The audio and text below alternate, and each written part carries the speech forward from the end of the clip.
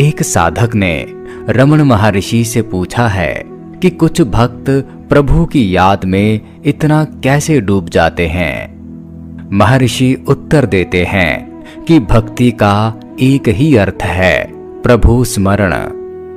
एक ही सूत्र है भक्ति का और वह है प्रभु की याद।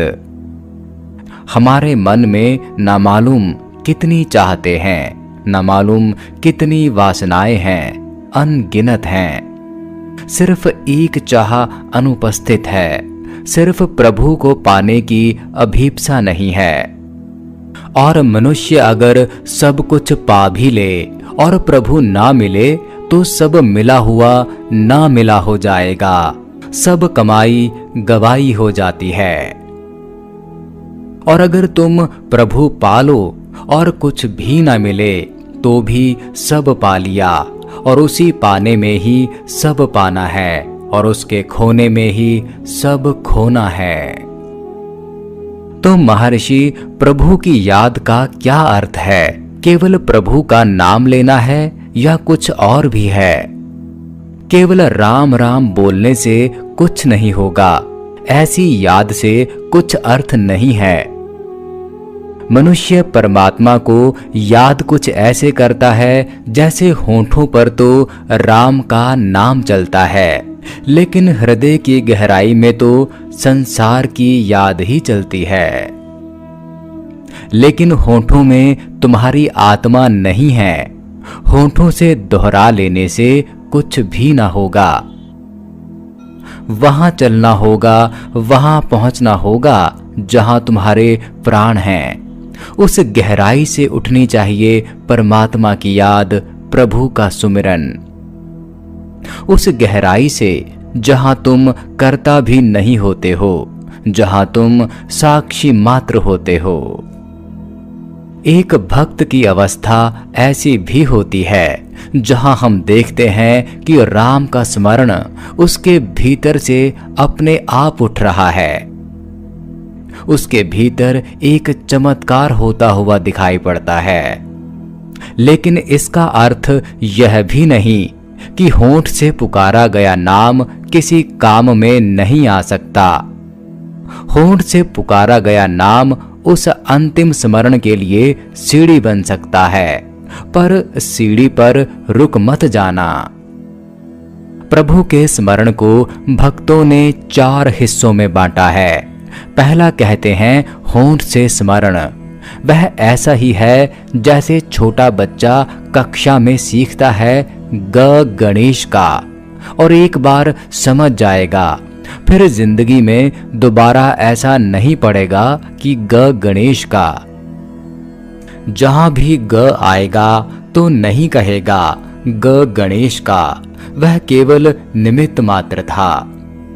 आ आम का, यह आ तो छोटे में लिखा होगा, लेकिन बड़ा आम का चित्र दिखाकर बच्चे को समझा दिया जाता है और फिर वह समझ जाता है कि आ आम का, ग गणेश का।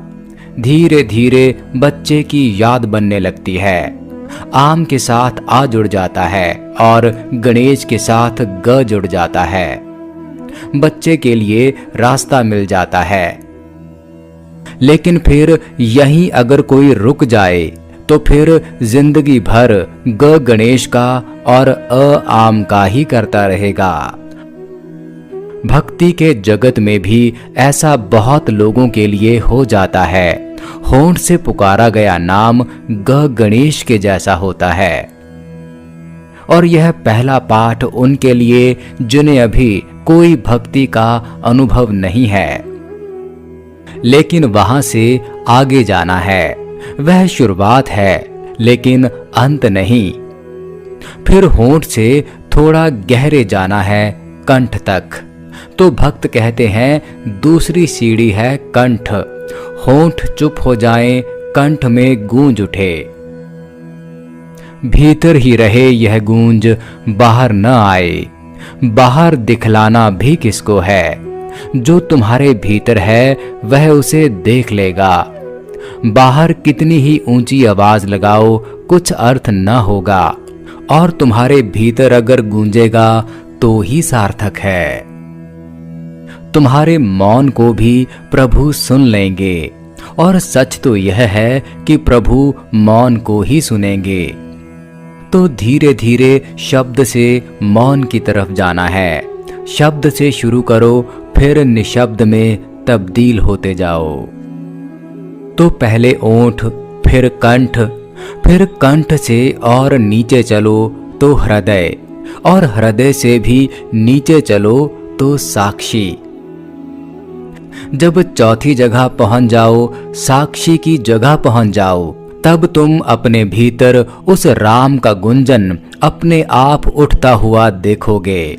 तुम सुनने लगोगे, तुम करने वाले न रह जाओगे। तब समझना कि अब उसकी याद आने लगी। फिर वैसी याद हमेशा बनी रहती है। उठते बैठते, सोते जागते, खाते पीते, तुम कुछ भी करो, फिर वह याद जाती ही नहीं। और जब याद ऐसी सततः हो जाती है, अखंड अवच्छिन्न गंगा की धारा जैसी तुम्हारे भीतर बहने लगती है, तभी तुम पहुंचे। तभी जानना कि ऐसी घड़ी को ही स्मरण शुरू हुआ।